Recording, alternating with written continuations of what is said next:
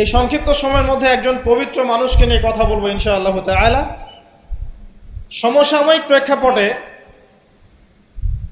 বিশেষ করে শেষ 100 বছরে যখন থেকে অটোম্যান এম্পায়ারদের ডিফিট করা হয়েছে 1921 সালের পর থেকে এই ট্রেন্ডটা খুব বেড়ে গেছে। নবী করিম সাল্লাল্লাহু আলাইহি ওয়াসাল্লামের পবিত্র চরিত্র নিয়ে এখন যে যার মতো করে ব্যাখ্যা করার প্রয়াস পেয়েছে আর কি। যদিও এটা আবু লাহাবের সুন্নাহ, আবু জাহেলের সুন্নাহ, এটা উতবা বিনতে আমের আরেকজন ছিল, উতবা বিনতে আবু মুঈদ, আরেকজন ছিল সাল্লাম বিন আবু হুকাইক, আরেক ব্যক্তি ছিল আশনাক বিন শারিক, এরকম কিছু একটা তার নাম। এই সব মানুষরা ছিল আইয়ামে জাহিলিয়াতের মধ্যে। এই মানুষদেরই সুন্নাহ আর কি এখন নতুন করে চালু করা হচ্ছে বিভিন্ন জায়গায়, মুক্ত চিন্তার নামে, বাক স্বাধীনতার নামে, কলম চর্চার নামে, বিভিন্ন নাম দিয়ে আমরা এখন নবী সাল্লাল্লাহু আলাইহি ওয়াসাল্লামের পবিত্র চরিত্র নিয়ে যা ইচ্ছা তাই কথা বলার চেষ্টা করছি বা দুঃসাহস দেখাচ্ছি। তাব্বাত ইয়াদা আবি লাহাবি ওয়া তাব কি জন্য নাজিল হয়েছিল? নবী সাল্লাল্লাহু আলাইহি ওয়াসাল্লাম যখন সবাইকে সমবেত করে বলেছিলেন যে আমি যদি বলি তোমাদেরকে এই পাহাড়ের পিছনে শত্রু দল অপেক্ষা করছে, তোমরা কি আমার কথা বিশ্বাস করবে? সবাই বলেছিল যে আমরা তোমাকে আল আমিন বা সত্যবাদী বলে জানি, অবশ্যই তোমার কথা বিশ্বাস করব। তখন তিনি বলেছিলেন কুলু লা ইলাহা ইল্লাল্লাহ তুফলিহুন, তোমরা শুধু বলো লা ইলাহা ইল্লাল্লাহ, আল্লাহ ছাড়া কোনো ইলাহ নেই, তোমরা সফল হয়ে যাবে। এটা আইয়ামে জাহিলিয়াতের কথা। আবু লাহাব তালি দিয়েছিল, হাত দিয়ে তালি দিয়েছিল এবং ঢিল নিক্ষেপ করেছিল, নবী সাল্লাল্লাহু আলাইহি ওয়াসাল্লামকে কষ্ট দিয়েছিল। আল্লাহ পাক সূরা নাজিল করেছেন তাব্বাত ইয়াদা আবি লাহাবি ওয়া তাব, ধ্বংস হোক আবু লাহাবের দুই হাত এবং সে নিজেও ধ্বংস হোক। কিয়ামত পর্যন্ত এই পৃথিবীতে যদি একটা মুসলিমও বেঁচে থাকে এবং সে যদি কোরআন পড়তে জানে, সে আবু লাহাবকে এই সূরা পড়ার মধ্য দিয়ে অভিশাপ দিবে ইনশাআল্লাহ তাআলা। এটা নবী সাল্লাল্লাহু আলাইহি ওয়াসাল্লামের শান, তার মর্যাদা। সে শুধু একবার বলেছে হাততালি দিয়ে, এই কথা বলার জন্য আমাদেরকে ডেকেছিলে? এই কথা বলার জন্য আমাদেরকে ডেকেছ? আমরা আমাদের বাপ দাদাদেরকে, তাদের ইলাহকে ত্যাগ করে তোমার এক আল্লাহয় বিশ্বাস করব, এই জন্য ডেকেছ? ঢিল নিক্ষেপ করেছিল, গালি দিয়েছিল। তার আপন চাচা নবী সাল্লাল্লাহু আলাইহি ওয়াসাল্লামের আপন চাচা, আল্লাহ পাক আয়াত নাজিল করলেন আবু লাহাব ধ্বংস হোক এবং সে নিজেও মা আগনা আনহু মালুহু ওয়া মা কাসাব, তার এই সম্পদ এবং সে যা অর্জন করেছে পৃথিবীতে, এগুলো কোনোই কাজে আসবে না। সায়াসলা নারান যাতা লাহাব, শীঘ্রই অচিরেই সে প্রবেশ করবে এমন আগুনে যে আগুন লাল অগ্নিশিখা নির্বাপিত করছে। সাথে ওয়ামরাতুহু, তার স্ত্রীও, হাম্মালাতাল হাতাব, যে কিনা কি করত? হাম্মালাতাল হাতাব, খড়কুটা বহন করত, নবী সাল্লাল্লাহু আলাইহি ওয়াসাল্লামের আঙিনায় ফেলত। ফি জিদিহা হাবলুম মিন মাসাদ, তার গলায় থাকবে খেজুর পাকানো রশি, এটা দিয়ে আযাব দেওয়া হবে, নাউযুবিল্লাহ। কিয়ামত পর্যন্ত যত মানুষ বেঁচে থাকবে মুসলিম, যারা কোরআন পড়বে, ছোট হোক বড় হোক, ধনী গরিব, সাদা কালো, যে কোনো জায়গার, যে কোনো জাতির, যে কোনো বর্ণের, যে কোনো রঙের, আবু লাহাবকে সে কিয়ামত পর্যন্ত গালি দিতে থাকবে। এটা আল্লাহ পাকের বিচার। আর পরকালে তো তার জন্য যন্ত্রণাদায়ক শাস্তি অপেক্ষা করছে। আরেকজন ব্যক্তি ছিল যার নাম উতাইবা, এ আবু লাহাবেরই ছেলে। একদিন নবী সাল্লাল্লাহু আলাইহি ওয়াসাল্লামকে সে গিয়ে বলছে ওয়ান নাজমি ইযা হাওয়া, এই সূরার এই প্রথম দিকের আয়াতগুলো আমি বিশ্বাস করি না। এক পর্যায়ে নবী সাল্লাল্লাহু আলাইহি ওয়াসাল্লামের সাথে বাকবিতণ্ডা করতে লাগলো। আমাদের নবীজি তো তর্ক করতেন না, স্বল্পভাষী, মিষ্টিভাষী, নরম মানুষ ছিলেন, তর্ক করতেন না, নিজে কাউকে কখনো একটা থাপ্পড়ও দেননি, এমন মানুষ ছিলেন। তো সেই মানুষটাকে সে মুখে থুতু নিক্ষেপ করেছিল, তবে এই থুতুটা তার মুখ পর্যন্ত পৌঁছে নাই, আল্লাহ পাক পৌঁছাতে দেননি। আরো কষ্ট দেওয়ার জন্য তার জামা টানা হেঁচড়া করছিল। আর রাহিকুল মাখতুম বইয়ের মধ্যেই আছে, পড়ে দেখবেন।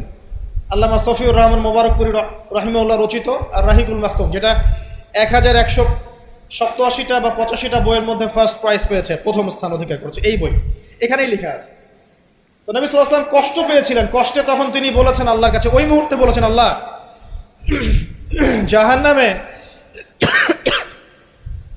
জাহান্নামে তোমার যে কুকুরগুলো আছে, জাহান্নামে কুকুর আছে আযাব দেওয়ার জন্য, এগুলোর মধ্যে একটা এর পিছনে আল্লাহ তুমি লেলিয়ে দিও। এটা বদদুয়া করেছেন নবী সাল্লাল্লাহু আলাইহি ওয়াসাল্লাম। আমাদের কিছু সুশীল আছে, তারা বলতে চায় যে নবী সাল্লাল্লাহু আলাইহি ওয়াসাল্লাম কখনো কটু ভাষা ব্যবহার করতেন না, কখনোই না। প্রয়োজন বোধে নবী সাল্লাল্লাহু আলাইহি ওয়াসাল্লাম বদদুয়াও করেছেন। প্রয়োজন বোধে নবী সাল্লাল্লাহু আলাইহি ওয়াসাল্লাম টানা 1.5-2 মাস ধরে বদদুয়া করেছেন। কোথায়? রাজির ঘটনা। রাজি একটা ঝর্ণার নাম বা একটা কূপের নাম, এক একজন এক একভাবে ব্যাখ্যা করে। এখানে 10 জন সাহাবীকে চোরাগুপ্তা হামলা চালিয়ে হত্যা করা হয়। একদল লোক এসে বলেছিল, আপনার সাহাবীদের মধ্যে এমন কিছু সাহাবীকে পাঠান যাদেরকে আমাদের কওমে নিয়ে গেলে ইসলাম শেখা যাবে, মুআল্লিম। নবী সাল্লাল্লাহু আলাইহি ওয়াসাল্লাম 10 জন সাহাবীকে পাঠিয়েছিলেন। এই 10 জনকে ট্র্যাপে ফেলে, এখন যেমন মুসলিমদেরকে ট্র্যাপে ফেলে হত্যা করা হয়, ট্র্যাপে ফেলে 10 জনকে হত্যা করা হয়। 3 জন ভাগ্যবশত বেঁচে যান, পাহাড়ের উপরে আশ্রয় নেন। তাদেরকে বলে, তোমরা নেমে আসো, তোমাদেরকে ছেড়ে দিব। তারা তীরের আঘাতে ক্ষতবিক্ষত ছিলেন। তারা মনে করলেন হয়তোবা তার অঙ্গীকার রক্ষা করবে, নেমে আসলেন। নামার সাথে সাথেই তাদেরকে বেঁধে ফেললো, মক্কায় বিক্রি করে দিল। তাদের মধ্যে একজনের নাম খুবাইব রাদিয়াল্লাহু আনহু। খুবাইব রাদিয়াল্লাহু আনহু, যার নাম আমাদের যুব সমাজ জানে না। আমাদের যুব সমাজ শাহরুখ খানের নাম জানে, খুবাইব রাদিয়াল্লাহু আনহু নাম জানে না। যাকে মক্কার সবার সামনে, একটা গাছের নিচে মক্কার সবার সামনে শুলদণ্ড দিয়ে হত্যা করা হলো। শুলদণ্ড মানে পিছনের রাস্তা দিয়ে কিছু একটা লোহার দণ্ড প্রবেশ করিয়ে মাথা দিয়ে বের করে দেওয়া। এই দণ্ড দিয়ে তাকে হত্যা করা হয়েছে। হত্যা করার আগে তাকে বলা হয়েছে, তুমি কি চাও? সে বলেছে, আমি 2 রাকাত নামাজ পড়তে চাই। এবং নামাজটাকে সংক্ষিপ্ত করেছে। সংক্ষিপ্ত করে সে হাত তুলে আল্লাহর কাছে দোয়া করেছিল, আল্লাহ, উপস্থিত যারা আছে এদের একটাকেও তুমি ছেড়ো না। ওয়াকতুলহুম বাদাদা, তাদের সবাইকে তুমি সবগুলাকে এক জায়গায় করে হত্যা করো। দেখা গেছে ওই সবার লাশ বদরের কূপে পড়েছিল। বদরের পরেও যে যুদ্ধগুলো হয়েছে এগুলোতে এরা মারা গেছে। বদরের পরে যে যুদ্ধগুলো হয়েছে এর পরে এগুলো মারা গেছে। আসলে ঘটনাটা বদরের পরেই সম্ভবত। যাই হোক, আমি যেটা বলতে চাচ্ছি, খুবাইব রাদিয়াল্লাহু আনহুকে তখন অপশন দেওয়া হয়েছিল যে তোমার জায়গায় যদি মুহাম্মদ সাল্লাল্লাহু আলাইহি ওয়াসাল্লামকে হত্যা করি, তুমি কি নিষ্কৃতি নিবে? সে তখন বলেছিল রাদিয়াল্লাহু আনহু যে আমার জায়গায় মুহাম্মদ সাল্লাল্লাহু আলাইহি ওয়াসাল্লামের একটা চুলকেও যদি আঘাতপ্রাপ্ত করা হয় আমি সেটাও বরদাস্ত করব না। এবং তিনি তখন একটা কবিতা আবৃত্তি করেছিলেন, বিভিন্ন কিতাবের মধ্যে কবিতাটা আছে, ওয়ালাস্তু বালি হিনা উক্তালু মুসলিমান, আমি কোনো পরোয়াই করি না যখন আমাকে মুসলিম হিসেবে মৃত্যু দেওয়া হচ্ছে। আলাই জামিন কানাল্লাহি মাসওয়াই, যে পাশেই আমাকে পাশ ফেরানো হোক না কেন, এই পাশ আল্লাহর জন্যই।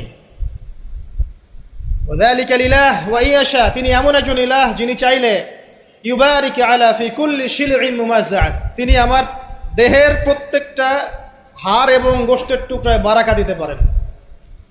তাকে এভাবে শহীদ করা হয়। তো এই 10 জনকে ট্র্যাপে ফেলে হত্যা করা হয়েছিল। খুবাইব রাদিয়াল্লাহু আনহু তাদের মধ্যে একজন। খেয়াল করে দেখেন, নবী সাল্লাল্লাহু আলাইহি ওয়াসাল্লাম এই ঘটনার পরে 1 থেকে 1.5 মাস তিনি টানা বদদুয়া করেছেন এই কওমকে যেন আল্লাহ পাক ধ্বংস করে।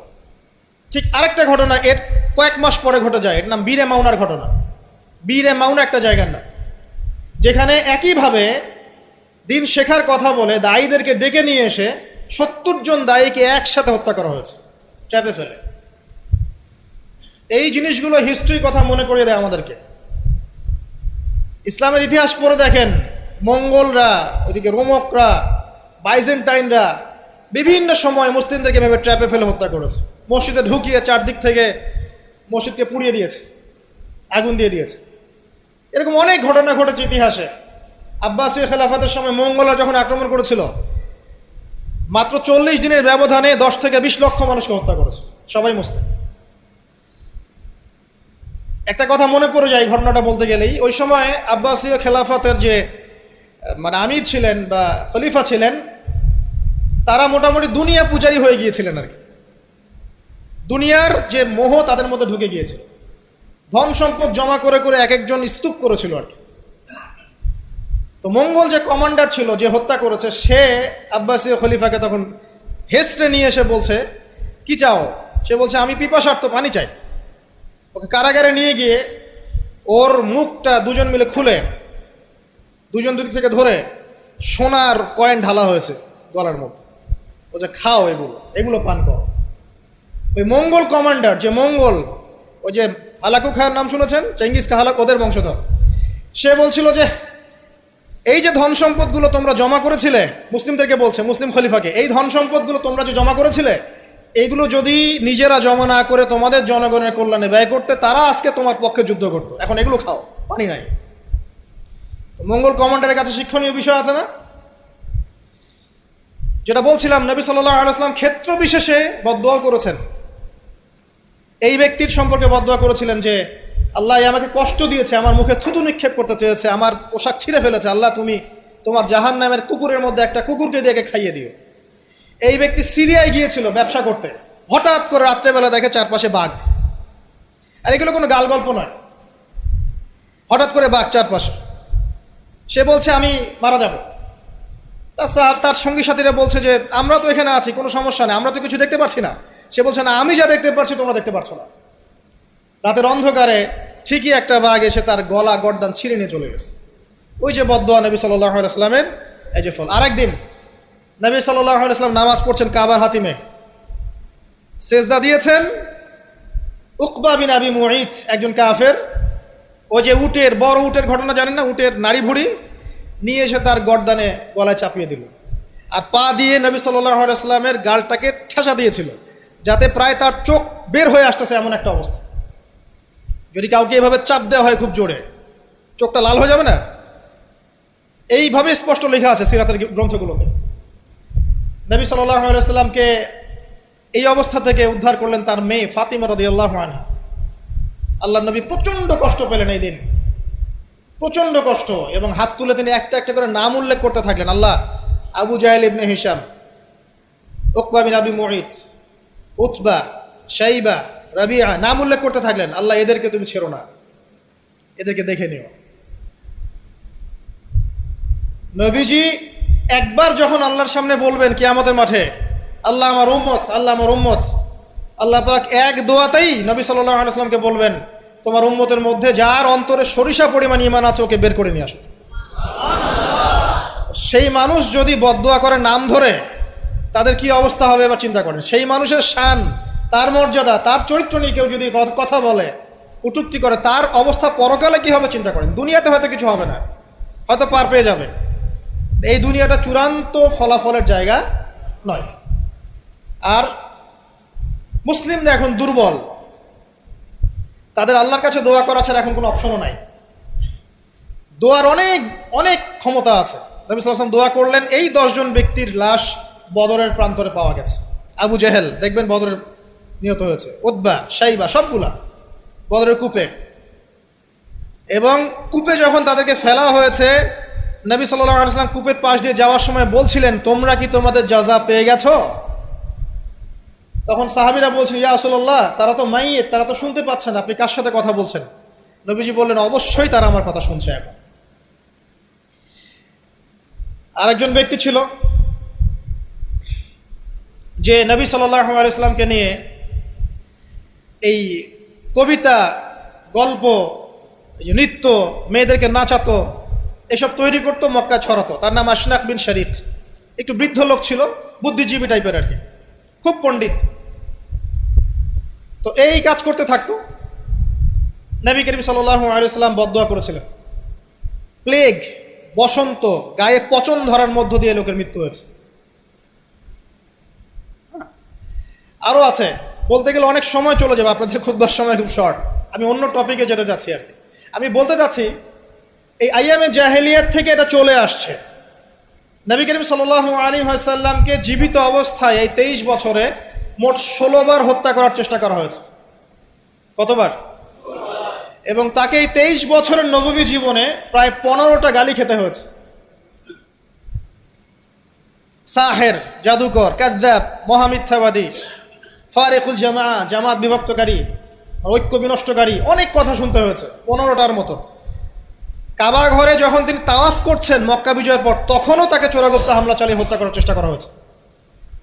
তিনি বসে আছেন, তার সামনে তরবারি নিয়ে গেছে, আল্লাহ ওহির মাধ্যমে জানিয়ে দিয়েছেন, তিনি বলেছেন তরবারি কি জন্য এনেছো? আমাকে হত্যা করার জন্য। সাথে সাথে সে মুসলিম হয়েছে। ইহুদিরা ডেকেছে, এই যে বনু নাজির গোত্র, যাদের ঘটনা সূরা হাশরের মধ্যে বর্ণিত আছে, সূরা হাশরের পিছনে দেখবেন বনু নজিরের ঘটনা আছে। বনু নজির এরা ডেকেছে নবী সাল্লাল্লাহু আলাইহি ওয়াসাল্লামকে, চুক্তি নিয়ে আমরা কথা বলবো, আমরা শান্তি নিয়ে কথা বলবো, এই জন্য ডেকেছে। নবী করিম সাল্লাল্লাহু আলাইহি ওয়াসাল্লাম আবু বকর ওমর রাদিয়াল্লাহু আনহুকে নিয়ে গিয়েছেন, দেয়ালের পাশে বসেছেন, উপর থেকে পাথর ফেলে হত্যা করার চেষ্টা করা হয়েছে। আল্লাহ পাক জানিয়ে দিয়েছেন, তিনি সেখান থেকে চলে গেছেন। প্রায় 16 বার, আমার ছোট্ট গবেষণা, সিরাতের বইগুলো পড়ে দেখেন, প্রায় 16 বার তাকে হত্যা করার চেষ্টা করা হয়েছে। তাকে জীবিত অবস্থায় প্রায় 15টা গালি খেতে হয়েছে। কিন্তু প্রত্যেকটা বিষয়ের রিফ্লেকশন একই রকম ছিল না। মাক্কি জীবনে নবী সাল্লাল্লাহু আলাইহি ওয়াসাল্লাম প্রচণ্ড সবর এবং ধৈর্যের পরিচয় দিয়েছে। দোয়া করেছেন, বদদোয়া করেছেন, হেদায়েতের দোয়া করেছেন। কিন্তু মাদানী জীবনে যখন নবী করিম সাল্লাল্লাহু আলাইহি ওয়াসাল্লাম যখন একটা স্টেটের প্রধান, রাষ্ট্রপ্রধান, তার কাছে ইকোনমিক পাওয়ার, পলিটিক্যাল পাওয়ার, সামরিক পাওয়ার সব কিছু আছে, একটা সুপার পাওয়ারের মতো, ঠিক তখন তিনি এই অপবাদগুলো সহ্য করেন নাই। একজন ব্যক্তির নাম কাব বিন আশরাফ, নবী করিম সাল্লাল্লাহু আলাইহি ওয়াসাল্লাম সাহাবীদেরকে বলেছেন, ওকে মেরে চলে আসো। সাহাবীগণ এই মিশনটা বাস্তবায়ন করেছেন। পরে আরেকজন ছিলেন সাল্লাম বিল হুকাইক, আর এক ইহুদি নেতা। নবীজি একদিন বলেন, আমাকে কষ্ট দিয়েছে, কে আছো আমার মনে শান্তি দিতে পারো? 3 জন সাহাবী চলে গেলেন। খায়বারের দুর্গের মধ্যে ঢুকেই তার কেসাস করা হয়েছে। সবসময় রিফ্লেকশন একই রকম ছিল না। মক্কা বিজয়ের পরে, মক্কা বিজয়ের দিন তিনি সবাইকে ক্ষমা করে দিয়েছেন আমভাবে, শুধু কয়েক শ্রেণীর মানুষ বাদ দিয়ে, যার মধ্যে এক শ্রেণী হচ্ছে যারা নবী করিম সাল্লাল্লাহু আলাইহি ওয়াসাল্লামকে সারা জীবন বিভিন্নভাবে কথা, গান, লেখা, নর্তকী বিভিন্নভাবে তাকে কষ্ট দিত। ইবনু খাতাল নামে একজন ব্যক্তি ছিল, সে কাবা ঘরের গেলাফ ধরে ঝুলেছিল। ওই অবস্থায় আলী রাদিয়াল্লাহু আনহু তাকে হত্যা করেছে। আমি আপনাদেরকে বলছি না যে এটা সলিউশন, আমি এটা বলছি না আপনাদেরকে। আমি আপনাদেরকে বলতে চাচ্ছি, জীবিত অবস্থাতেই নবী সাল্লাল্লাহু আলাইহি ওয়াসাল্লামকে প্রায় 15টা গালি খেতে হয়েছে, তাকে 16 বার হত্যা করার চেষ্টা করা হয়েছে। কিন্তু সবসময় তার রিফ্লেকশন একই রকম ছিল না, প্রতিক্রিয়া একই রকম ছিল না। যখন মাক্কি যুগ, মুসলিমদের অবস্থা দুর্বল, মুসলিমদের হাতে কোনো রকম ক্ষমতা নেই, আলাদা রাষ্ট্র নেই, কোনো ইকোনমিক বেস নাই, আমরা সেখানে অনেকটাই দুর্বল, বেশ দুর্বল। বরং সেখান থেকে হিজরত করে চলে যেতে হয়েছে মদিনায়, তাই নয় কি? সেক্ষেত্রে ওই জায়গায় নবী করিম সাল্লাল্লাহু আলাইহি ওয়াসাল্লাম কোনো রকম সামরিক এগ্রেশন নেন নাই, কোনো রকম সামরিক বা আঘাতের বদলে আঘাত, এই টাইপের কোনো কনক্লুশনে তিনি যাননি। সবর করেছেন, বদদোয়া করেছেন। ঠিক যেমন আমি বললাম, আমাদের করণীয় এখন এটাই, সবর করতে হবে, আপনাকে বদদোয়া করতে হবে, আপনি নিজের রাসূলের আদর্শের উপর থেকে দেখাবেন, ইত্যাদি ইত্যাদি। এখন আপনার সেই ক্ষমতা নাই, সিম্পল।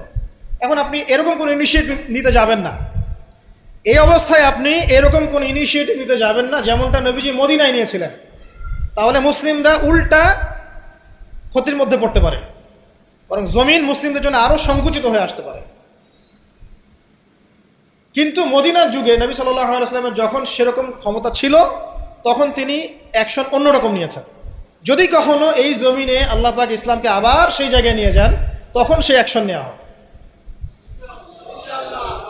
চোরের যে হাত কাটে, চুরি করলে হাত কেটে দেওয়া হয়, এটা কি আপনি এ ধরনের কোনো সিচুয়েশনে বাস্তবায়ন করতে পারবেন? পারবেন না, সিম্পল, বিকজ এটা ইসলামিক স্টেট নয়। যদি কোনো জায়গায় আল্লাহ পাক পৃথিবীর কোনো জায়গায় ভবিষ্যতে কোথাও এরকম কোনো স্টেট কায়েম করেন, আল্লাহ চাইলে করতে পারেন, আল্লাহ চাইলে পারেন, যেটা এখন মোটামুটি বলতে গেলে সারা বিশ্বে কোথাও নাই। যেখানে যেখানে আছে একটু আইওয়াশ, এটা আইওয়াশই, আমার কাছে এটা আইওয়াশ।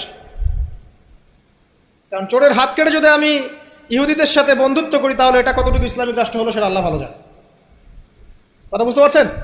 চোরের হাত কাটলাম ঠিকই, কিন্তু আমি এদিকে আমার ইকোনমিক সেকশনে, সামরিক সেকশনে সব ইহুদি খ্রিস্টানদের সাথে আমি বন্ধুত্ব করে রেখেছি, এটা কতটুকু ইসলামিক স্টেট আল্লাহ ভালো জানে। যাই হোক, ওদেরকে নিয়ে মাথা ব্যথা নাই। বিষয়টা হচ্ছে, যদি কখনো আল্লাহ পাক এমন কোনো জায়গা দেন মুসলিমদেরকে ভবিষ্যতে, তখন চোরের হাত ঠিকই কাটা হবে, তখন ব্যভিচারের শাস্তি ঠিকই দেওয়া হবে, জেনার জন্য বেত্রাঘাত করা হবে, ইত্যাদি ইত্যাদি। কিন্তু সেটা তো আপনি এখন করতে পারবেন না। তাই এখন কোনো আত্মঘাতী অবস্থায় যাবেন না, এটা সবচেয়ে বড় কথা। আমার আগে সবচেয়ে প্রথম নসিহত, নবী করিম সাল্লাল্লাহু আলাইহি ওয়াসাল্লামকে নিয়ে অনেক কথাবার্তা হচ্ছে, চারপাশে হবে, এমন কোনো আত্মঘাতী পদক্ষেপ নেবেন না যাতে ইসলাম আরও সংকুচিত হয়, মুসলিমদের অবস্থা আরও খারাপ হয়ে যায়। এখন কি করবেন সেটা আমি আগে বলছি। প্রথম কথা হচ্ছে, এখন আপনাকে আমাকে নিজেকে আগে নবী সাল্লাল্লাহু আলাইহি ওয়াসাল্লামের সুন্নতের উপর দাঁড়াতে হবে।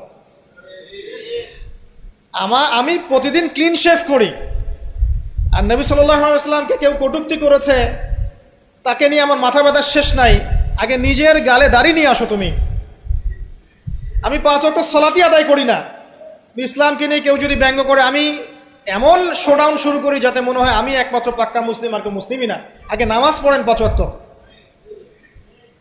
নবীর সুন্নাহগুলো নিজের উপর আগে ইমপ্লিমেন্ট করেন, নিজের উপর আগে বাস্তবায়ন করেন। সবার আগে এটা কাজ আমাদের। দ্বিতীয় কাজ কি? নিজের পরিবারের মধ্যে ইসলামের নবী সাল্লাল্লাহু আলাইহি ওয়াসাল্লামের যে সুন্নাহগুলো আছে সেটা বাস্তবায়ন করা। এখানে তো কেউ আপনাকে চাপ প্রয়োগ করছে না।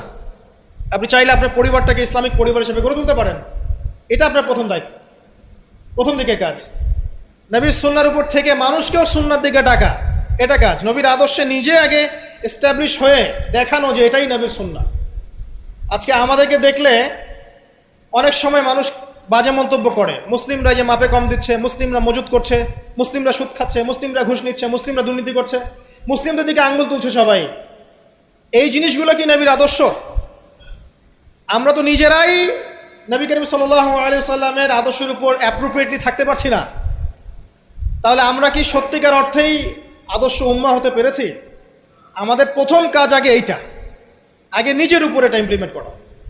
দেখবেন এভাবে যখন আমরা প্রত্যেকেই নবীর সুন্নাহ মেনে চলবো, জীবনে, পারিবারিক জীবনে, ইবাদতে, অর্থনীতিতে, সমাজে, চলাফেরায়, মুআমালাতে, দেখবেন ইনশাআল্লাহ তাআলা আস্তে আস্তে আস্তে আস্তে দেখবেন পরিবেশ পরিস্থিতি সব পরিবর্তন হবে। তাই প্রথম নসিহত, অনেকেই কিছু উগ্রপন্থী কমেন্ট করে থাকেন ফেসবুকে, এইটা ওইটা, এগুলো তো যাবেন না প্রিয় ভাইয়েরা। এগুলো আমাদের দিনের জন্য উল্টা ক্ষতি ডেকে আনবে। এবং যারা ইচ্ছাকৃতভাবে মুসলিমদেরকে উস্কায়, তারা চায় যে মুসলিমরা এমন কোনো কাজ করুক যাতে তারা মুসলিমদেরকে ডমিনেট করার কোনো সুযোগ খুঁজে পায়। আত্মঘাতী কোনো পদক্ষেপে যাবেন না, এটা আমার প্রথম নসিহত। এবার আসেন, আমরা কয়েকটা পয়েন্টে দেখাবো নবী সাল্লাল্লাহু আলাইহি ওয়াসাল্লাম আসলে কেমন চরিত্রের মানুষ ছিলেন, কি করেছেন, এবং দিন শেষে তিনি কি পেয়েছেন, আমাদেরকে কি দিয়ে গেছেন, এবং আমাদের বেসিক্যালি তার জীবনী নিয়ে কি কি কাজ করা দরকার। আমি জাস্ট এতটুকু কথা বলে আজকে খুতবা শেষ করব। আমি একটা পয়েন্ট দিয়ে শুরু করছি। 1 নাম্বার, দেখেন নবী করিম সাল্লাল্লাহু আলাইহি ওয়াসাল্লাম যে সমাজে ছিলেন, আইয়ামে জাহিলিয়াত বলি না আমরা, কেন বলি? কারণ সেখানে জাহিলি কাজ হতো। এই তো জাহিলি কাজ মানে অজ্ঞতাপূর্ণ কাজ, মূর্খতাপূর্ণ কাজ। তাহলে জাহেলকে যে জাহিলিয়াতের কাজ করে সেই জাহেল, আলেমকে যে ইলম অনুযায়ী আমল করে সে আলেম, একইভাবে জাহেল সে যে জাহিলিয়াতের কাজ করে। আইয়ামে জাহিলিয়াতে নবী সাল্লাল্লাহু আলাইহি ওয়াসাল্লাম যখন নবী হচ্ছেন বা নবী হওয়ার আগে পরের সময়টা আপনি একটু সিরাত ঘাটাঘাটি করে দেখবেন ওখানে মেইন সমস্যা ছিল শিরক, আল্লাহ পাকের একত্ববাদের সাথে শিরকের মিশ্রণ, 1 নাম্বার। 2 নাম্বার ছিল রিবা, সুদ। সমাজের ইকোনমি পুরো সুদ ভিত্তিক ছিল। 3 নাম্বার দেখবেন মাদক, খামার, খালি মাদকের ছড়াছড়ি। 4 নাম্বার দেখবেন এই যে নারী জাতির ফিতনা, নারীর অবমাননা, নারীকে মোটেই মূল্যায়ন করা হতো না।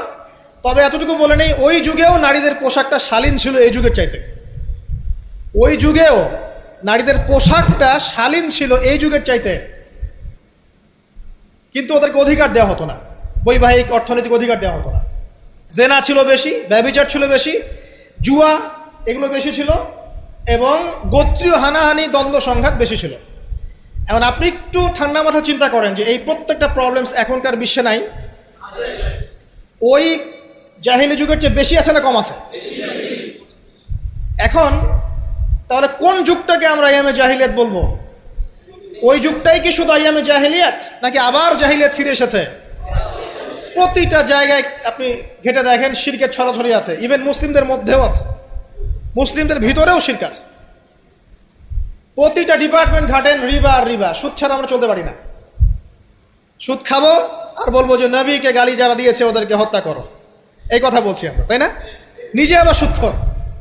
তুমি নিজেই তো আল্লাহ এবং তার রাসূলের সাথে যুদ্ধ করছো। আল্লাহ পাক কি বলেছেন? যে ব্যক্তি সুদ ছাড়ছে না সে কার সাথে যুদ্ধ করছে? আল্লাহ এবং তার রাসূলের সাথে যুদ্ধ করছে। তাহলে কোন মুখ নিয়ে আমি কথা বলতে পারি যখন আমি নিজেই রিবা খাই? পরিবর্তনটা কোথায় দরকার ভাই? নিজেদের আগে না? আচ্ছা, এখন দেখেন সারা ওয়ার্ল্ড রিবা কেন্দ্র। আমি এটা নিয়ে এখন ব্যাখ্যা করতে যাচ্ছি না। এরপরে মাদক, আপনারাই ভালো জানেন যে প্রত্যেকটা যুব সমাজের এই যে সেক্টর, স্কুল লেভেলের বাচ্চারা পর্যন্ত এখন ভয়াবহ সব মাদক সেবন করছে। এগুলো নামও শুনিনি আমরা কখনো। মাদকদ্রব্য নিয়ন্ত্রণ অধিদপ্তর তাদের যত কাজ করছে, ক্লান্ত হয়ে যাচ্ছে, তাও মাদক থামাতে পারছে না। প্রশাসনের লোকজন মাদকের পিছনে রেড দিতে দিতে, মিশন চালাতে চালাতে ক্লান্ত হয়ে যাচ্ছে। একটাকে ডিফেন্ড করছে, আরেকটা নতুন মাদক আসছে। দেখবেন এগুলো কি পরিকল্পিত না? একটা যুব সমাজকে ধ্বংস করার জন্যে। তো দেখেন ওই জাহেলিয়াত এখন নাই। নারীর যে ফিতনা, অবমাননা, এটা কি আগের চেয়ে বেড়েছে না কমেছে? এই সংক্ষিপ্ত সময় আমি ব্যাখ্যা করতে যাচ্ছি না, আপনারা ভালো জানেন বেড়েছে না কমেছে। মেয়েদের পোশাক, এখন মেয়েদের পোশাক আছে না ছেলেদের পোশাক? পোশাক পরেও মেয়েরা নগ্ন থাকছে না? ফ্যামিনিস্ট রেভলিউশনের কারণে মেয়েরা ছেলেদের জায়গা নিয়ে নিয়েছে না? সমাজে জেনা বেড়েছে, পরকীয়া বেড়েছে, ধর্ষণ বেড়েছে। এর বিপক্ষে পশ্চিমারা কোনো সমাধান দিতে পেরেছে? নবী সাল্লাল্লাহু আলাইহি ওয়াসাল্লামের বহু বিবাহ নিয়ে যারা কথা বলে, তাদের দেশে 91% মেয়ে ধর্ষণের, 91% যে রেপ হয়, 100% রেপের মধ্যে 91% মহিলা, এবং যাদের বয়স 20 বছরের কম, 18 বছরের কম, 18 বছরের কম প্রায় 46% সম্ভবত আমি দেখলাম মেয়ে রেপের শিকার হয়েছে। ওই সভ্যতায় যারা আমাদেরকে শিখায় যে ইসলামে বহুবিবাহ কেন নবী সাল্লাল্লাহু আলাইহি ওয়াসাল্লাম এতগুলো বিয়ে করেছেন, তারা শিখায়। বাদ দেন, ওইদিকে আমি যাচ্ছি না।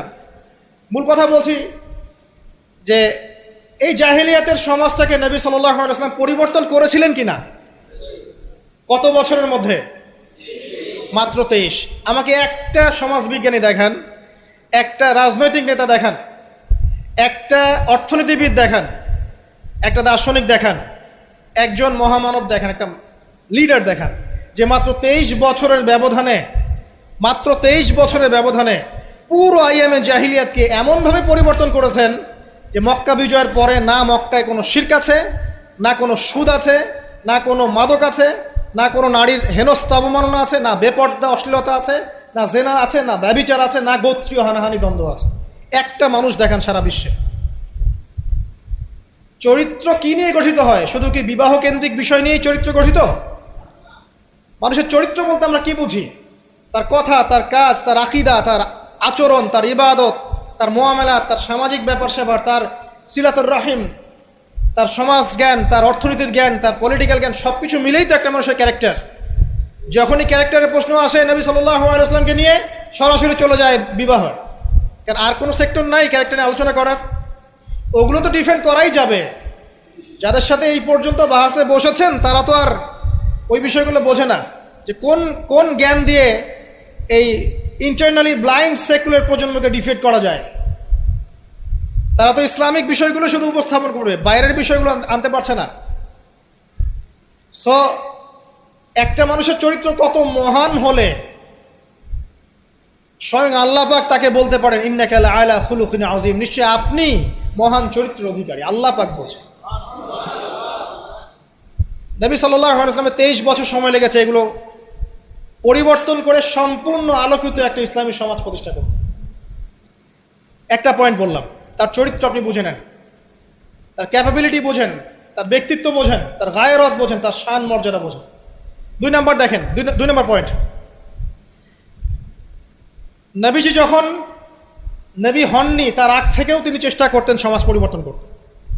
হেলফুল ফিজর তৈরি করেছিলেন ইত্যাদি। 40 বছর বয়সে যখন ওহী আসলো, 40 বছর বয়সে যখন ওহী আসলো, কি আসলো? আল কোরআন এবং তার ব্যাখ্যা সুন্নাহ। এই কোরআন এবং সুন্নাহকে কাজে লাগিয়ে, এর শিক্ষা দিয়ে, এর জ্ঞানটাকে প্রচার করে, মানুষের মধ্যে এর জ্ঞানটাকে ইনস্টল করে নবী সাল্লাল্লাহু আলাইহি ওয়াসাল্লাম পুরো সমাজটাকে সংস্কার করলেন। তাহলে এই যে জ্ঞানতাত্ত্বিক বিপ্লব, আমরা যেটা কথা বলি জ্ঞানতাত্ত্বিক বিপ্লব, জ্ঞানের রেভলিউশন, জ্ঞান নিয়ে কথা বলা, শিক্ষা দেওয়া, শিক্ষার মাধ্যমে অজ্ঞতার অন্ধকার দূর করা, কে সবার আগে করেছে এই 1400 বছর হিস্ট্রিতে? যারা এখন আমাদেরকে সায়েন্টিফিক এবং টেকনোলজিক্যাল জ্ঞানের কথা বলে, ওই পশ্চিমা সভ্যতাই, তারা কতদিন হলো সভ্য হয়েছে? কতশো বছর আগে সেখানে ফরাসি বিপ্লব হয়েছে, কত শতাব্দী হলো সেখানে সায়েন্টিফিক এবং টেকনোলজিক্যাল রেভলিউশনগুলো হয়েছে? 100-200 বছর, সর্বোচ্চ 300 বছর। 1400 বছর আগে নবী সাল্লাল্লাহু আলাইহি ওয়াসাল্লাম ইকরা দিয়ে জ্ঞানের রেভলিউশন করেছে। সাহাবীদেরকে জ্ঞান শিক্ষা দিয়েছেন। কোন জ্ঞান? অভ্রান্ত সত্যের উৎস, ওয়াহির জ্ঞান। ওরা যে জ্ঞান শিখাচ্ছে সেটা কি? বস্তুবাদী জ্ঞান। এখানে পরকাল নাই, এখানে আপনার জিন নাই, মালায়েকা নাই, বেহেশত নাই, জান্নাত নাই, জাহান্নাম নাই, হিসাব নাই, মিজান ফলসিরাত কিছু নাই, ঈশ্বর নাই, গডলেস এডুকেশন সিস্টেম। ওদের ভাষায় গড বলেছে, এটা নিয়ে আবার বিতর্কিত করেন না। কথা বলতেও ভয় পাই আমি, না জানি। আর আমি মুসলিমদেরকে বেশি ভয় পাই, কারণ তারাই বিতর্কিত করতে বেশি পছন্দ করে। গডলেস বলতে বুঝিয়েছি তাদের ভাষায় ঈশ্বরহীন একটা সিস্টেম। তো আমরা জ্ঞানের যে সিলসিলা দিয়েছি 1400 বছর আগে, ইকরা বিসমি রাব্বিকাল্লাযী খলাক দিয়ে, প্রত্যেকটা সাহাবী আবু বকর, ওমর, ওসমান, আলী থেকে শুরু করে একদম শেষ পর্যন্ত দেখবেন সবাই এই জ্ঞানের আলোয় আলোকিত হয়েই সমাজ পরিবর্তন করেছে। মক্কার 13 বছরে আমরা ছিলাম, একজন সাহাবী কি কোনো কাফেরের উপর হাত তুলেছিল? দেখাতে পারবেন? কোনো কাফেরকে একজন সাহাবী হত্যা করেছে বা আঘাত করেছে বা থাপ্পড় দিয়েছে? বরং আপনি দেখবেন শত শত কাফের তারা মুসলিমদেরকে আঘাত করেছে, নির্মম নির্যাতন করেছে। বেলাল রাদিয়াল্লাহু আনহুকে শুইয়ে পাথর বিছিয়েছে, চাবুক মেরেছে, গা পুড়িয়ে দিয়েছে, কত কি করেছে। আবিসিনিয়ায় চলে যেতে হয়েছে, তায়েফে গিয়ে নবী সাল্লাল্লাহু আলাইহি ওয়াসাল্লামকে নিজের মার খেয়ে আসতে হয়েছে। এই যে 13 বছর সহনশীলতার পরিচয় দিয়েছেন এই শিক্ষায় শিক্ষিত মানুষরা, তারা কি উগ্র ছিলেন? তারা সন্ত্রাসী ছিলেন? তাদেরকে কি তরবারির জোরে ইসলাম কবুল করানো হয়েছে? এই 13 বছর যে সাহাবীরা ইসলাম কবুল করেছেন তারাই তো পরে বদরের যুদ্ধ করেছে, পরে উহুদে গিয়েছেন, পরে খন্দক খায়বারে গিয়েছে। এই যে বেসিকটা তৈরি করেছি আমরা মক্কার 13 বছরে, এই 13 বছরটা কি উগ্রতা দিয়ে প্রদর্শন করা হয়েছিল? কোন রকমের আগ্রাসী মনোভাব প্রচার করা হয়েছে? কিচ্ছু করা হয়নি। শুধু জ্ঞানতাত্ত্বিক সলিউশন দেওয়া, জ্ঞান শিক্ষা দেওয়া হয়েছে, কোরআন শিক্ষা দেওয়া হয়েছে, হাদিস শিক্ষা দেওয়া হয়েছে। এই শিক্ষার মধ্য দিয়ে যখন ভিতরটা পরিবর্তন হয়েছে, তখন মানুষ আল্লাহর কাছে আত্মসমর্পণ করছে। এই ছিল আমাদের মক্কার 13 বছর। তাহলে যে জ্ঞানের কথা বলি আমরা, যে মানুষটার কাছে কোরআনের মতো কিতাব আসে, এক বাক্যে আপনি আমাকে বলেন কোরআনের একটা আয়াতকে কেউ মিথ্যা প্রমাণ করতে পারবে? কোরআন কারীমের মধ্যে যাররা পরিমাণ কি মিথ্যা আছে বা অমানবিক কোনো বিষয় আছে? মানুষ ভুলভাবে সেটাকে উপস্থাপন করে, কিন্তু যদি সঠিকভাবে উপস্থাপন করতে পারে বা সৎসাহস থাকে, কশ্চিনকালেও কোরআনে আপনি যাররা পরিমাণ ফল্ট পাবেন না। যালিকাল কিতাব লা রাইবা ফি, কোনো সন্দেহ নাই। এখন বলেন, এত পবিত্র একটা কিতাব একজন পবিত্র মহাপবিত্র সত্তার কাছ থেকে এসেছে, আর একজন জিবরাইল আলাইহিস সালাম ফেরেশতাদের লিডার, তিনি এটা বহন করে এনেছেন। এখন যে মানুষটার উপরে এটা নাজিল করা হচ্ছে, তিনি কত পবিত্র চরিত্রের অধিকারী, এখন আপনি চিন্তা করেন। যদি তার চরিত্রের মধ্যে যাররা পরিমাণ অপবিত্রতা থাকতো, তাহলে কোরআন কি তার উপর নাজিল হতো? আপনারা বুঝতে পারছেন? মনে করেন আমাদের চরিত্রে কি অসংখ্য অপবিত্রতা আছে না? আমার উপরে কি আল্লাহর নূর, আল্লাহর এই যে কিতাব, ওহী, এগুলো অবতীর্ণ হওয়ার সুযোগ আছে কোনো? নাই। আল্লাহ পাক পবিত্র মানুষদেরকে বাছাই করেন। আল্লাহ রাব্বুল আলামিন সবচেয়ে পবিত্র মানুষকে বাছাই করেছিলেন মহাপবিত্র কিতাব দেওয়ার জন্য। এটাই তো যথেষ্ট তার চরিত্র ব্যাখ্যা করার জন্য। আর কি প্রয়োজন? যার কাছে কোরআন নাজিল হতে পারে, তার চরিত্র নিয়ে কথা বলার কোনো অবকাশই নাই। তিনি যে কাজই করেছেন, যখন যে কথাই বলেছেন, যে ইনিশিয়েটিভ নিয়েছেন, প্রত্যেকটাই আল্লাহর হুকুমেই নিয়েছেন, এর হুকুমের বাইরে কিছু করেন। শুধু তাই নয়, তার শত্রুরা পর্যন্ত মক্কায় কখনো বলতে পারেনি তিনি মিথ্যাবাদী, তিনি মাপে কম দেন, তিনি ওয়াদা খেলাফ করেন, তিনি অমুক, তিনি তমুক। তার শত্রুরা পর্যন্ত এটা বলতে পারেনি। বরং তার শত্রুরা বলেছিল এভাবে যে তোমাকে আমরা অবিশ্বাস করি না, বরং তুমি যে কোরআনের কথা বলছো এটাকে আমরা অস্বীকার করছি। এটা 2 নম্বর পয়েন্ট। জ্ঞানের রেভলিউশন আমরা দিয়েছি, নবী সাল্লাল্লাহু আলাইহি ওয়াসাল্লাম দিয়েছে। আর এই জ্ঞান না থাকলে আপনি তো শূন্য। আমরা ঠিকই তো আছি জ্ঞানের উপরে। আর একটা বিষয় সবার কান খুলে শুনে রাখা উচিত, পবিত্র কোরআন এবং সহিহ সুন্নাহ বা নবী সাল্লাল্লাহু আলাইহি ওয়াসাল্লামের সুন্নাহর মধ্যে এমন কোনো বিষয় নাই যেটা ব্যাখ্যা করা হয়নি। এটা মানতে যদি আপনার আপত্তি থাকে, আমরা আপনার সাথে লড়াই করব না, আমরা আপনার সাথে ঝগড়া করব না, বিবাদ করব না, আপনাকে আঘাতও করব না। কিন্তু আপনাকে বিনয়ের সাথে বলবো, আপনি আরও 10 বার স্টাডি করেন, আপনি আরও 10 বার স্টাডি করেন, কোরআন এবং সুন্নাহকে আরও 10 বার স্টাডি করেন। আপনি খুঁজে পাবেন ইনশাআল্লাহ কোরআন এবং সুন্নাহর মধ্যে কোনো রকমের ভুল ত্রুটি, মানবতা বিরোধী কিচ্ছু নেই। আল্লাহ পাক আমাদের সবাইকে বোঝার তৌফিক দান করুন। এগুলো রাখেন তো ভাই, কে বুদ্ধি দিচ্ছে? আপনি রাখেন, এটা রাখেন।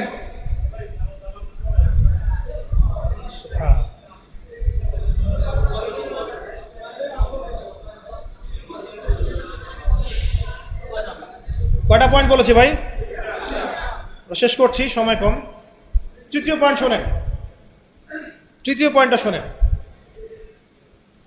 নবী করিম সাল্লাল্লাহু আলাইহি ওয়াসাল্লাম শুধু এমন মানুষ ছিলেন না যিনি শুধু কোরআন শোনার কথাগুলো নিজেই বলে ক্ষান্ত হয়েছেন, নিজের উপর আমল করেন নাই। এমন মানুষ তিনি ছিলেন না।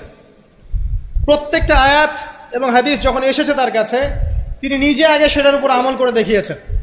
দেখেন, একজন মানুষ দিন প্রচার করছেন, একজন মানুষ যিনি পরিবার চালানোর জন্যে রুজি রোজগারের চেষ্টা করছেন, একজন মানুষ তিনি পিতার দায়িত্ব পালন করছেন, একজন মানুষ তিনি স্বামীর দায়িত্ব পালন করছেন।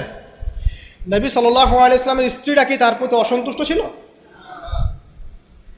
একজন মানুষ যিনি আবার যখন মদিনায় গেছেন তখন সেখানকার সামরিক বিষয় ডিল করছেন, পররাষ্ট্রনীতি অ্যাপ্লাই করছেন, রাজা বাদশাদের কাছে ইসলামের দাওয়াত দিচ্ছেন, যখন প্রয়োজন হচ্ছে তখন বদরের মাঠে তিনি অস্ত্র ধরছেন।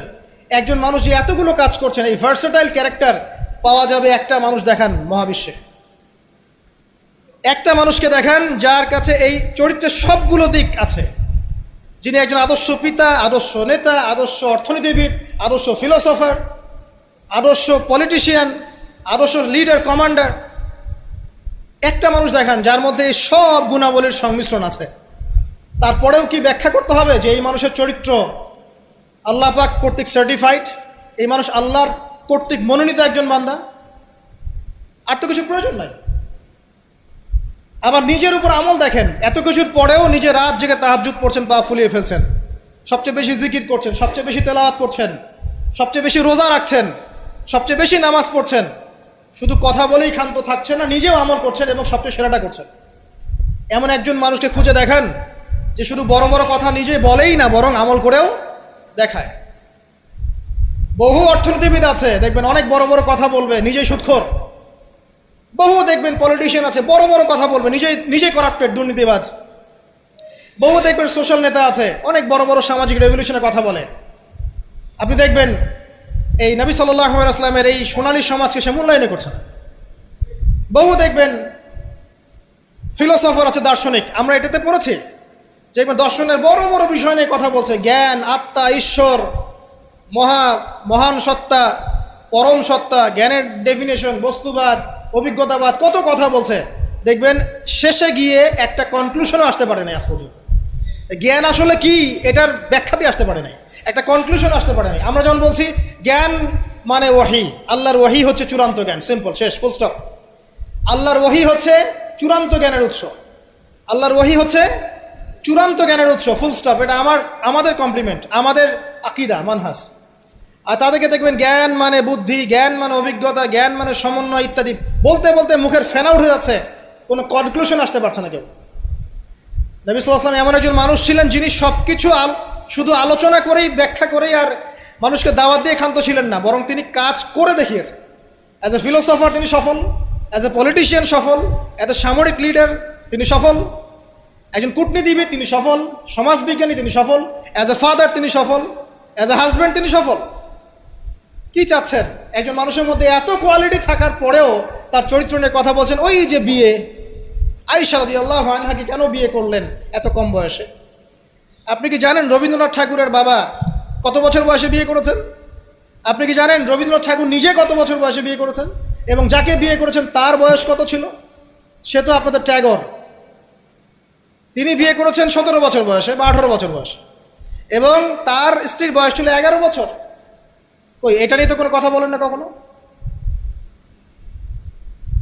সুবহানাল্লাহ, এটা বলতে গেলেও সময় চলে যাবে। তাওরাত, ইহুদিরা কথা বলে এখন এগুলো নিয়ে। তালমুদ, ওদের একটা কিতাব আছে তালমুদ, ওখানে এমনও লেখা আছে যে 9 বছরের নিচে মেয়েকে বিয়ে করাটা পুণ্যের কাজ। নেন, ইহুদি ওল্ড টেস্টামেন্টেও আছে এটা।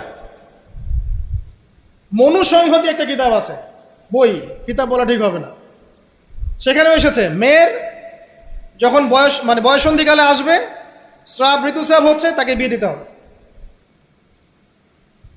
আমরা রামায়ণ পড়েছি, একটু জিজ্ঞাসা করবেন ওদেরকে বিনয়ের সাথে, আচ্ছা আমাকে কাইন্ডলি বলেন, রাম আর সীতার যখন বিয়ে হয়েছে সীতার বয়স কত ছিল? যদি সে অনেস্ট হয়ে থাকে তাকে অ্যান্সার করতে বলেন। কত বছর বলেন? কত বছর? 7 বছর। নেন এবার, বহু বিবাহ নিয়ে কথা বলছেন, আপনাদের অবতারদের হিস্ট্রি ঘেটে দেখেন কতটা করে বিয়ে করেছে। কি বুঝাতে যাচ্ছেন? মানে একটা মানুষের চরিত্র ব্যাখ্যা করার জন্য একটা অপশন, সেটা হলো মেয়ে, নারী, ওইটা দিয়ে টান দিলেই মানে চরিত্র কালার করা যায়। সবচেয়ে বড় কথা শোনেন, হাদিসটা সহিহ বুখারীতে এসেছে, কিন্তু সবচেয়ে বড় কথা হচ্ছে অনেক স্কলার মুসলিম বিশ্বের, তারা কিন্তু এর সাথে অনেক সময় দ্বিমত পোষণ করেছেন যে সত্যিকার অর্থে আয়েশা রাদিয়াল্লাহু আনহার বয়স তখন 9 ছিল কি না, এটা নিয়ে অনেক কথা আছে। আমি শুধু না, অনেকেই কথা বলেছে, হিস্ট্রি ঘেটে দেখেন, অনেক আলেম কথা বলেছেন। কেউ বলেছেন তখন বয়স ছিল 15, কেউ বলেছেন 17, কেউ বলেছেন 18, একজন তো গাণিতিক হিসাব মিলিয়ে দেখিয়েছেন যে বয়স ছিল তখন 18। আর একটা কথা আসলেই চোখ বন্ধ করে এটাকে হজম করে নিয়ে আমরা এটাকে ডিফেন্ড করার চেষ্টা করি। সুবহানাল্লাহ। বাদ দেন, ওইদিকে যাচ্ছি না। আমরা এই বিষয়গুলোকে নিয়ে তর্ক করার জন্য খুতবার আয়োজন করছি। তার চরিত্রের যে মৌলিক বিষয়গুলো, এগুলো সমাজের সামনে উপস্থাপন করাটা মূল উদ্দেশ্য। আমি 3টা পয়েন্ট বলেছি, আরেকটা পয়েন্ট বলছি শোনেন। নবী করিম সাল্লাল্লাহু আলাইহি ওয়াসাল্লাম এই যে 23 বছরের জীবনীটা কথা বলেছি, প্রথম 3 বছর গোপনে দাওয়াত দিয়েছেন, এরপর প্রকাশ্যে দাওয়াত দিয়েছেন, ধৈর্যশীল ছিলেন, সবর করেছেন, মার খেয়েছেন, নিজের মাতৃভূমি ছেড়ে চলে গেছেন, সেখানে তাকে আল্লাহ পাক ক্ষমতা দিয়েছেন। আমি আপনাকে তার স্যাক্রিফাইসগুলো দেখাচ্ছি, একটু স্যাক্রিফাইসগুলো দেখেন। তিনি কি ভালো ঘরের সন্তান ছিলেন না? তার কি টাকা পয়সার অভাব ছিল? তার স্ত্রী খাদিজা রাদিয়াল্লাহু আনহা, যাকে তিনি 40 বছরের একজন নারীকে তিনি বিয়ে করেছেন, এই জায়গায় কিন্তু তাদের কোনো কথা নাই, আছে? যখন তার বয়স মাত্র 25 বছর, কোন 25 বছরের যুবক 40 বছরের নারীকে বিয়ে করতে চাইবে? এবং তিনি যতদিন জীবিত ছিলেন ততদিন তিনি আরও স্ত্রী গ্রহণ করেন নাই। বাদ দেন, তার কিন্তু টাকা পয়সা, আধিপত্য, প্রতিপত্তি, বংশের এগুলোর গৌরবের অভাব ছিল না। তারপরেও তার স্যাক্রিফাইসগুলো দেখেন। তিনি মার খাচ্ছেন, তার দাঁত শহীদ হচ্ছে, তার রক্ত ঝরছে, তায়েফে তার রক্ত দিয়ে জুতা আটকে গেছে, তাকে গালি খেতে হচ্ছে, তাকে হত্যা চেষ্টা সহ্য করতে হচ্ছে, আত্মীয় স্বজন তাকে ছেড়ে চলে যাচ্ছে, তাকে অর্থনৈতিক বয়কট করা হচ্ছে, গাছের ছাল পাতা খেয়ে শিয়ারে আবু তলেবে 3 বছর তিনি সময় কাটাচ্ছেন, নিজের মাতৃভূমি ছেড়ে চলে যেতে হচ্ছে, কষ্ট, যুদ্ধ করতে হচ্ছে, না খেয়ে থাকতে হচ্ছে, খন্দকের যুদ্ধে নিজের এই পেটের মধ্যে পাথর বেঁধে থাকতে হচ্ছে, পরপর 3 দিন তার ঘরে চুলা জ্বলছে না, তার ঘরে খাবার নাই, এই খেজুরের রস খেয়ে তিনি জীবনযাপন করছেন, তার স্ত্রীদের ঘরেও খাবার নাই। একজন মুসাফির এসেছে, খাবার চাচ্ছে, তিনি বলছেন দেখো আমার স্ত্রীদের ঘরে খাবার আছে কিনা। প্রত্যেকটা স্ত্রীর ঘর সার্চ করে একটা খাবার পাওয়া গেল। স্যাক্রিফাইস করছেন, ঘুম নাই, বিনিদ্র রজনী যাপন করছেন।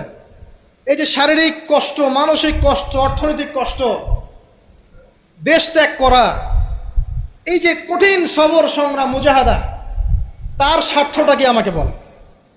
তার কি স্বার্থ? এখানে নবী সাল্লাল্লাহু আলাইহি ওয়াসাল্লামের ব্যক্তি স্বার্থটা কোথায়?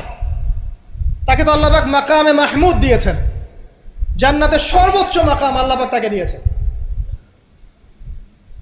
ইন্না আতাইনাকাল কাউসার, তোমাকে আমি কাউসার দিয়েছি, সম্মান দিয়েছে, মর্যাদা দিয়েছে। আলাম ইয়াজিদকা ইয়াতীমান ফাআওয়া ওয়া ওয়াজাদাকা দাল্লান ফাহাদা ওয়া ওয়াজাদাকা আইলান ফাগনা। আছে না সূরা? আলাম নাশরাহ লাকা সাদরাক ওয়া ওয়াদা'না আনকা ওয়িজরাক আল্লাযী আনকাযা যাহরাক ওয়া রাফা'না লাকা যিকরাক। তার জিকির, তার স্মরণকে সম্মানিত করা হয়েছে। সারা দুনিয়ার মানুষ তার নাম শুনলে সাল্লাল্লাহু আলাইহি ওয়াসাল্লাম পড়ে। প্রত্যেকটা মুসলিম এই উম্মতে মুহাম্মাদের মধ্যে, মুসলিম বা নন মুসলিম, হুয়েভার হি ইজ, তার মৃত্যুর পরে তার চেহারা তাকে দেখানো হবে, বলা হবে এই ব্যক্তিকে যাকে তোমাদের কাছে পাঠানো হয়েছে। তিনি আমাদেরকে ভাই বলে সম্বোধন করছেন। তিনি বলছেন, কাশ আমি আমার ভাইদেরকে দেখতে পেতাম।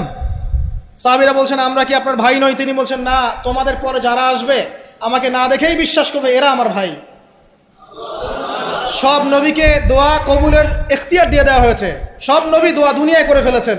আমাদের নবীজি এত কষ্ট করার পরেও দুনিয়াতে দোয়া করেন নাই। তিনি পরকালে দোয়াটা জমা রেখেছেন, সেটা শাফাআত, আমাদের সবার জন্য শাফাআত করবেন তিনি ইনশাআল্লাহ। এই শাফাআতে সমস্ত কবিরা গুনাহগার ব্যক্তি জান্নাতে যাবে। আমাকে বলেন, সব নবী যখন ইয়া নাফসি করবে, স্বয়ং নবীরা পর্যন্ত, এই নবীর মধ্যে আদম আছেন, নূহ আছেন, মূসা ঈসার মতো নবী আছেন আলাইহিমুস সালাম, ইব্রাহিম আলাইহিস সালামও আছেন, আবুল আম্বিয়া ওয়াল মুরসালিন। তখন তিনি বলবেন, ইয়া উম্মতি ইয়া উম্মতি। এখন আমাকে বলেন তার স্বার্থ কোথায়? তিনি যে এত হিউজ একটা স্ট্রাগল করলেন সারাটা জীবন ধরে। আমি আপনাকে তার স্ট্রাগলের সর্বশেষ নমুনাটা বলছি। একদম মৃত্যু শয্যায় যখন তার মৌতের যন্ত্রণা উঠেছে, তিনি বলছেন মৃত্যুর যন্ত্রণা প্রচণ্ড, তিনি এই কথা বলছেন আর চেহারাটা মুছছেন পানি দিয়ে। তখন ফাতিমা রাদিয়াল্লাহু আনহা এসে বলছেন, আমার বাবার কষ্ট, আমার বাবার কষ্ট। আর ফাতিমা রাদিয়াল্লাহু আনহাকে তিনি কানে কানে একটা কথা বললেন। ফাতিমা রাদিয়াল্লাহু আনহা হাসতে শুরু করলেন। তখন আয়েশা রাদিয়াল্লাহু আনহা পরে জিজ্ঞাসা করেছিলেন যে, কি বলেছে তোমাকে তোমার বাবা? তিনি বলেছিলেন যে, আমাকে আমার বাবা বলেছে যে এই যন্ত্রণা তার ইন্তেকাল হবে। তখন আমি কাঁদতে শুরু করলাম। তারপরে আমাকে তিনি বললেন, আমার পরিবারের মধ্যে তুমি সবার আগে আমার সাথে দেখা করবে জান্নাতে। তখন আমি হাসতে শুরু করলাম। এই জায়গায় একটা ঘটনা ছিল, সেটা হলো যখন তিনি প্রচণ্ড কষ্ট করছেন মৃত্যুর যন্ত্রণায়, ফাতিমা রাদিয়াল্লাহু আনহা তিনি বলছেন, আমার বাবার কষ্ট। নবী সাল্লাল্লাহু আলাইহি ওয়াসাল্লাম বলছেন, শোনো ফাতিমা, লিসেন, এই স্টেটমেন্টটা খুব ভালো করে শোনেন এবং মন থেকে উপলব্ধি করার চেষ্টা করেন। তিনি বলেছেন, হে ফাতিমা, আজকের পর থেকে তোমার বাবার কোনো কষ্ট থাকবে না। আমার কথা বুঝতে পারছেন না? আজকের পর থেকে তোমার বাবার কোনো কষ্ট থাকবে না, মানে আজকে তিনি জান্নাতুল ফিরদাউসে চলে যাবেন। এই যে 23 বছর তিনি ছিলেন নবী হিসেবে, প্রতিটা দিন রাত তাকে দিনের জন্য কষ্ট করতে হয়েছে। শারীরিক কষ্ট, মানসিক কষ্ট, খাদ্যের কষ্ট, বাসস্থান। আচ্ছা, আমরা তো অনেক কথা বলি অনেক নেতাদেরকে নিয়ে, অনেক দার্শনিক, বিজ্ঞানী, সমাজবিজ্ঞানী, ফিলোসফার, বুদ্ধিজীবী ইত্যাদি। আমাদের যা আছে আমরা একটু মিলাই। নবী সাল্লাল্লাহু আলাইহি ওয়াসাল্লামের কি ছিল? এই মহান নেতা যিনি সারা জীবন কষ্ট করলেন, শেষে ফাতিমা রাদিয়াল্লাহু আনহাকে বলছেন, আজকের পর কোনো কষ্ট থাকবে না, আজকেই শেষ, সব কষ্ট আজকেই শেষ হয়ে যাবে। এই ব্যক্তির কি বাড়ি ছিল ডুপ্লেক্স? এই ব্যক্তির কতটুকু জমি ছিল? এই ব্যক্তি কতটুকু খাবার খেয়েছে প্রত্যেক দিন? এই ব্যক্তির কয়টা আলিশান জামা ছিল আমার মতো, আপনার মতো?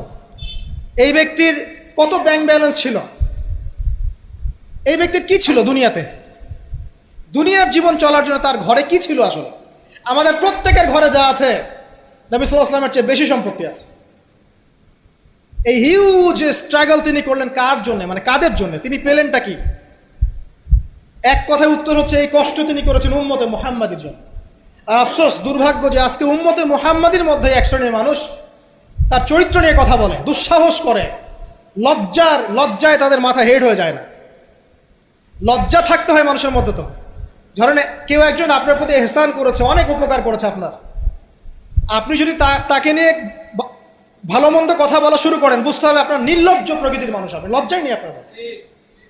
আপনি একজন মানুষের কাছে এহসান গুজার, সে আমার জন্য কত পরিশ্রম করেছে, আপনার তো তার পা ধুয়ে দেওয়া উচিত। সাহাবা একরাম রাদিয়াল্লাহু আনহুম এই কাজটাই করতেন এবং তারা আল্লাহ এবং তার রাসূলকে আপন মনে করতেন। কোনোদিন তার কাছে গিয়ে কোনো হাত যে পেতেছে কখনো ফিরে আসে নাই খালি হাতে। কোনোদিন কেউ দান চেয়েছে তিনি ফিরিয়ে দেননি। একদিন নামাজে দাঁড়িয়েছেন, ইকামত হওয়ার পরে আবার বাসা চলে গিয়েছেন। সাহাবীরা অবাক, কি ব্যাপার? একটু পর ফিরে আসলেন, বললেন আমার কাছে কিছু দিনার ছিল, এগুলো সদাকা করে দিয়ে তারপরে নামাজে দাঁড়ালো। সবসময় সত্য বলেছেন, সত্যের উপর থেকেছেন, এতিমদের খোঁজ নিয়েছেন, বিধবাদের পাশে ছিলেন, উম্মাকে ঐক্যবদ্ধ করেছেন, মানুষের মাঝে ভেদাভেদ দূর করেছেন, এক ওয়ান উম্মাহ নেশন গঠন করেছেন, সুদ দূর করেছেন, মাদক দূর করেছেন, শিরক দূর করেছেন, আল্লাহ ভোলা মানুষকে আল্লাহকে চিনিয়েছেন, পরকালকে চিনিয়েছেন, মানুষকে জান্নাতের পথ দেখিয়েছেন। কি করেন নাই? আপনি আমাকে একটা সেক্টর দেখান যেটা মানুষ করার বাকি থাকে, যেটা তিনি করেন নাই, একটা সেক্টর দেখান। তারপরে মহান মানুষের সম্পর্কে আমরা বাজে ধারণা লালন করছি, আজে বাজে কথা বলছি। দেখুন, এখন মুসলিমদের হয়তো কিছু করার নাই, বদদোয়া তারা করবে, এবং এই বদদোয়ায় নিঃসন্দেহে ইফেক্টেড হবে তারা যারা নবী সাল্লাল্লাহু আলাইহি ওয়াসাল্লামের সাথে শত্রুতা করছে, কোনো সন্দেহ নাই।